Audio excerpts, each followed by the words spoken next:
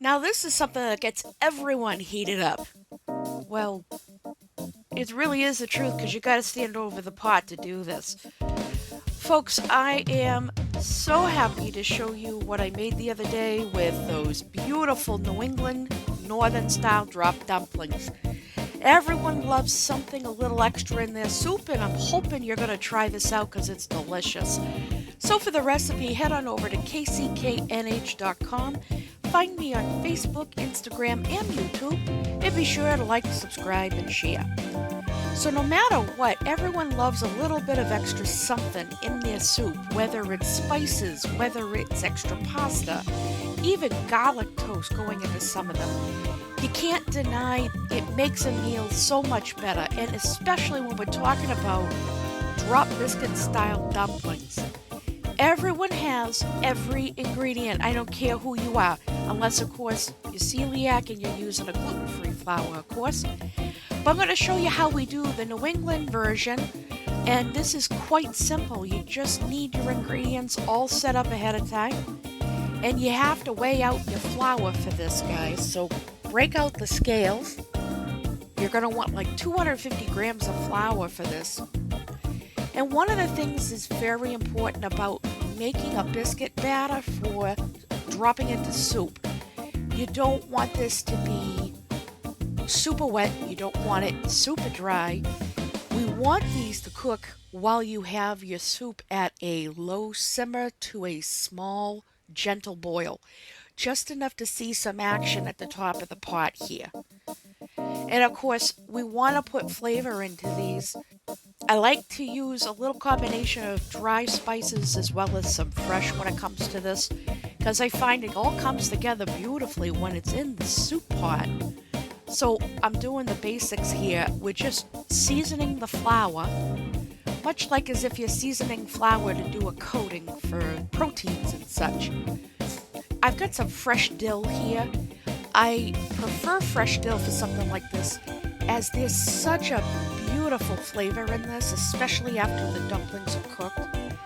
It's a very fragrant approach to making these dumplings. It's something I absolutely love. So just making sure that that's broken up very well by hand in my flour mixture. And I'm using half and half instead of milk or cream because I wanted a half and half approach when it came to fat versus dairy. And I am using my hands to get in here because a spoon's not going to tell me consistency. So I prefer to do the mixing by hand. And you don't want to overwork this. Basically, in a nutshell, the tougher the dough, the tougher the bite. So I'm checking consistency here as I smush it through my fingers. And here we had one night a nice turkey vegetable soup with some wild mushrooms.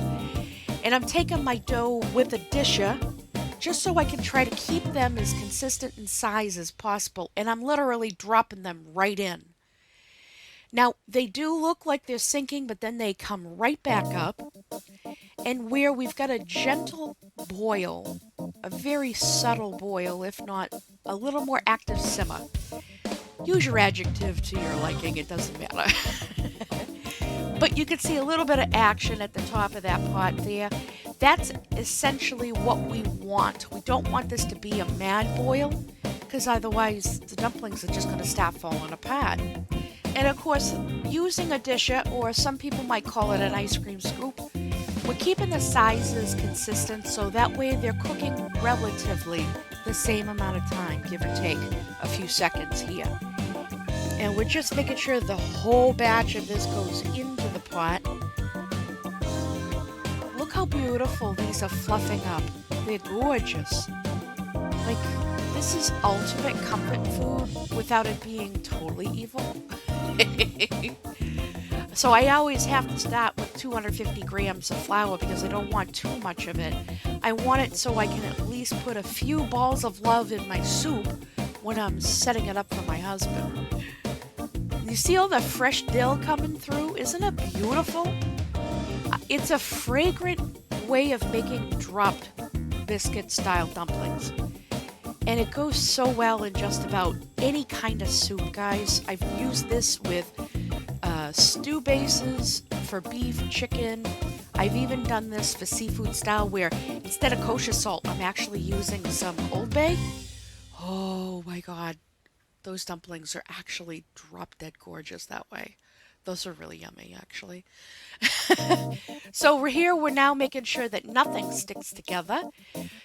That's the beauty of these dumplings because with consistency, you're going to get them coated with that soup base easily.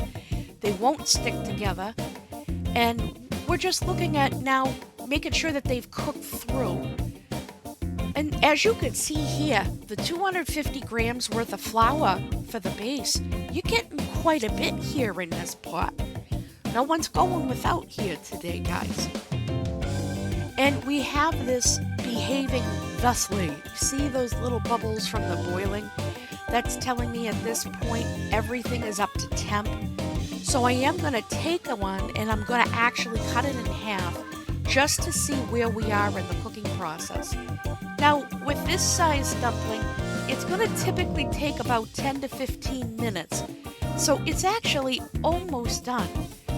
So it's just going to go right back in the pot. I don't want this to go up to a higher level of temperature. I just want to leave this to do its beautiful thing. This will cook at this size about 15 minutes. The sizing of it is something you definitely want to be careful of. So that's why I used a disher so I had consistent sizing. And right here I can see with this one, sticking a knife into it, I'm actually taking a quick bite of it to feel as if maybe that consistency's changed. It's actually almost done.